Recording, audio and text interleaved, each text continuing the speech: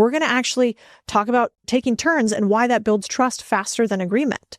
And so Harvard research shows you don't actually have to agree with somebody to build trust. You just have to share roughly equal speaking time. Literally. You can disagree with somebody intensely, but just give them the floor and watch what happens. If you allow somebody balance or equality, they feel it is just as good as agreement.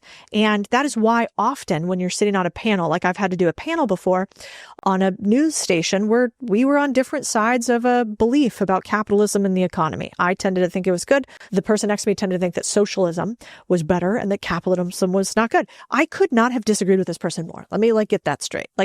From the bottom marrow of my bones, I disagreed with this human. I think they were wrong about almost everything they said on set. But I made a promise to myself in the beginning that I would make this unemotional. And I wanted to give my argument. I wanted them to give theirs. And so all I did was speak and then allow them to speak just as long as I did. Now they piped in a few times to interrupt me. And what did I do? I actually allowed it. I allowed it calmly.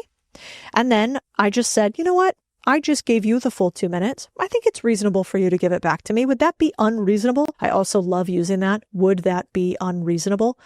Because it's basically, what are they going to say? Fine. No, that would be unreasonable. It's like you can't almost argue with it. It's such a good trick question.